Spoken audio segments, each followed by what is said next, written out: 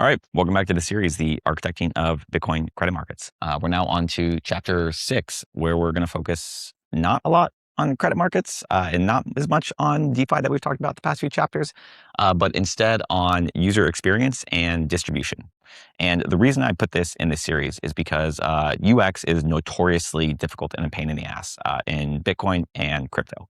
And if we actually build these products that are very successful at creating on-chain Bitcoin-backed credit markets, like you need to get mass distribution and you need the user experience to be highly flexible, very easy to use, and still have the option, but not necessarily the obligation to be non-custodial. So in the whiteboard, we're going to kind of talk about like the basic UX that exists with Bitcoin and then Ethereum. And then we're going to talk about where UX is kind of going with this concept called account abstraction that makes it far, far, far more flexible. By the end, you'll kind of see how this, in theory, kind of eliminates all of the UX pain points. So let's go ahead and get into it. Basic UX, let's start with kind of how it works in Bitcoin, right? In Bitcoin, you basically can just send transactions for the most part, right? So maybe you have some Bitcoin that you want to send. Alice just initiates this and, sends it to Bob. And the way that Alice can initiate this is with her private key, right? This is private key. And the way that you store this so that it's, your keys, and it's, we all know the expression like not your keys, not your coins, is typically you would want to store this securely, maybe in like your, you have your seed phrase, which is like your 12 or 24 words that you store somewhere, or you could put it on a hardware wallet, right? Okay, and this is kind of self-custodial. Or you could have a custodial setup where you say, look, I'm trusting Coinbase or someone to basically custody my funds. And maybe then you can even do a multi-sig where you mix and match these and you say, all right, I'm going to store 2 of these keys myself and leave one with Coinbase as like a recovery key. Or you can do more advanced setups like what, Casa does or Unchained. But yeah, that's essentially how it works. Okay. Then Ethereum came along and said, okay, we're going to add, smart contracts, right? And you say, oh, like now everything can be programmable. We have these smart contracts, right? So I'm going to write this up here, smart contracts.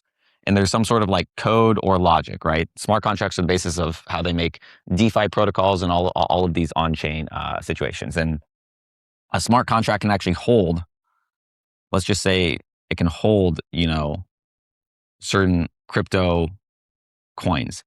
And the way I think of smart contracts is like they're almost like automated escrow agreements. In the real world, if you're doing, say you're buying a house, right? Like, the deed or the ownership of the house goes to an escrow company.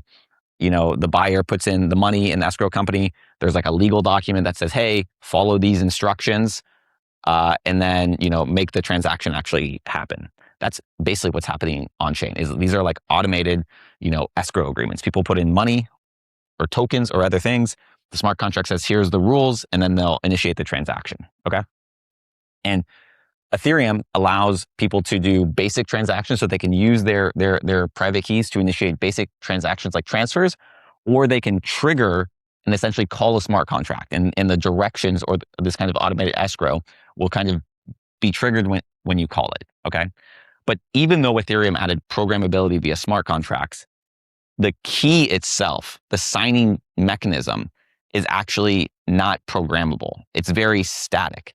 It's kind of binary in the sense that if you want to make a transfer, you either sign something or you don't sign. If you want to initiate the contract, you either sign it or you don't sign it. There's no way to add like a very basic thing like, well, if this happens, then I want you to sign. If it doesn't happen, then don't sign. There's no kind of logic that can exist right here where you can add some sort of, yes, programmability to the key. So again, this key it requires like human action, So that kind of leads us down to this concept called account abstraction, where we can start making the key itself much more programmable. Okay. And what we'll do down here is we'll describe kind of like what account abstraction allows you to do to the key.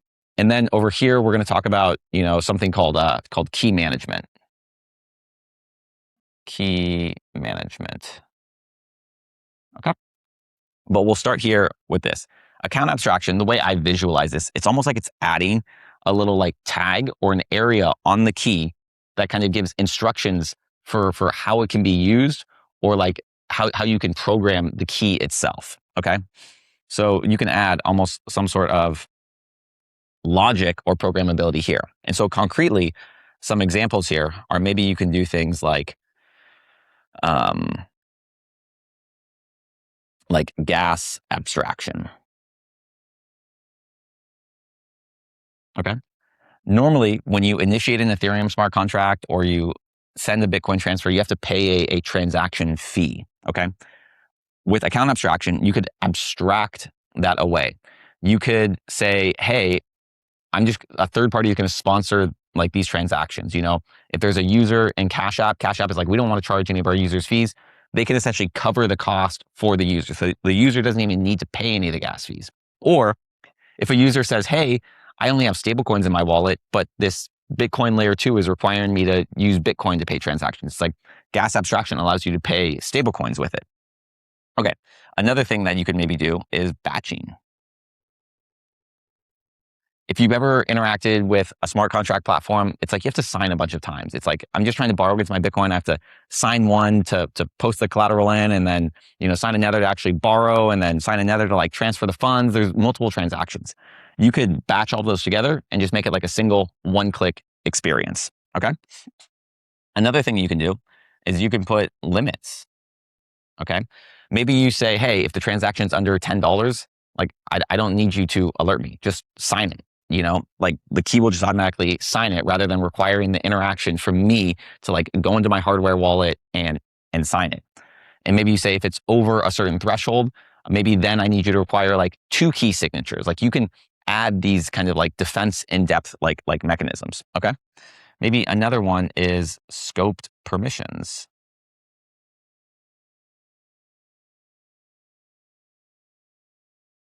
All right. So scope permissions. Maybe you can give like limited permission to someone. Like you could say, hey, like I'm not giving this third party access to spend all of my money, but I'm giving them very limited permission to maybe once a month they can rebalance my collateral, or they can sell something with up to a certain limit. Like you can give them just partial like permission to take on some activity on your behalf without actually giving them access to all of your funds. Maybe you can do other things like, you can do pull-based payments. Normally up here in Bitcoin, it's like it's being pushed from Alice's side. Like the transaction has to be initiated by Alice. Maybe you could have a setup where Bob has permission to pull payments from Alice. Things like subscriptions are, a really good example of this. And again, you can put limits on it. So there's a whole bunch of different things that you can do here. But the bottom line is you can add programmability to the key itself. Incredibly powerful. Okay. The next thing is key management, right? And so there are companies here. I'll put like Privy plus Dynamic. I'm sure there are others. Those are kind of the 2 biggest ones that help with key management. So up here, we kind of talked about where you could combine these different things. Like you can create a multi-sig, right? You could say, hey, instead of requiring 1 key, you need 2 out of 3 keys or 3 out of 5 keys. Like you could shard essentially the key and have the different setup. What providers like Privy and Dynamic allow you to do is they take it one step further, and they say, we can actually create private keys out of things that people are already familiar with, like maybe email. Okay. So when you go and try to create a wallet or interact with a Bitcoin-backed credit protocol, you could just log in with your email. That's very familiar. People are accustomed to that. Maybe you could also do it with like your social. Okay. You could also, there's a concept called passkeys. Okay. So what people don't know is like in their phone, there's actually basically a hardware wallet inside this phone. It's called a secure enclave. Okay. It's like you have a ledger or a Trezor inside of your actual phone. A passkey allows you to kind of like Face ID yourself, and that could be one mechanism, like one key that you could possibly have. This is a very fascinating feature. It's actually not possible in things like Bitcoin, because the types of signature schemes that your phone can interpret are not what Bitcoin uses. So this is like, I think it requires something called like P256. So if you want to do like an actual non-custodial passkey where like no third party has access to it and no third party is like verifying your Face ID and it's truly non-custodial, it's only possible on more kind of like programmatic, expressive L2s. So things like an EVM compatible, layer 2. Maybe you have another key here, and this is just like a recovery, custodian. Okay, so that's pretty much the gist here. Is like, with the power of key management, which gives you all these different ways that you can kind of create very custom key management setups. Some of them could be custodial, some of them could be non-custodial. Very powerful. Okay, and then really this idea of like adding programmability to the key or the wallet itself. Between all of these, you could essentially create any setup that you want.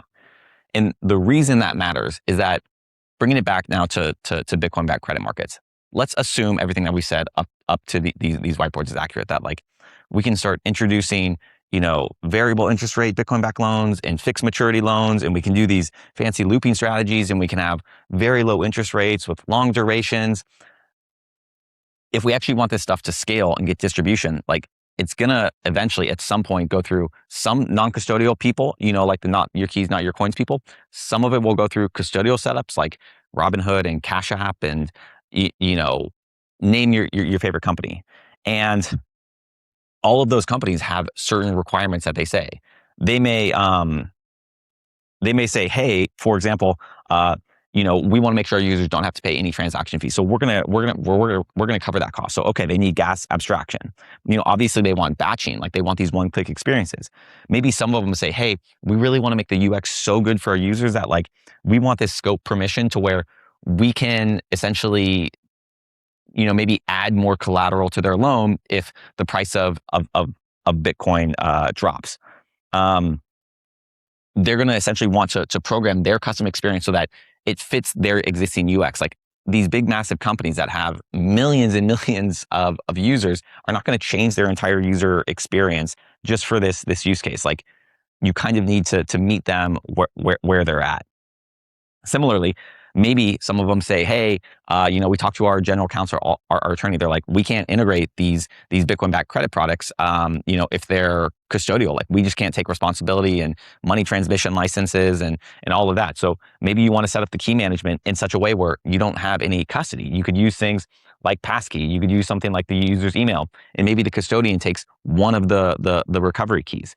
It's like this whole setup just allows extreme flexibility. So I think with this, I'm kind of getting a little bit repetitive here, but it's what I see as like the end game for user experience, and really is kind of the key unlock for actually getting distribution and breaking us out of this kind of like research phase where we talk about DeFi and credit markets and we write these research papers and I put together these whiteboards, and it's like, okay, who the hell is actually going to use this and how easy is it to use? So, all right. I think that's kind of an overview of this episode.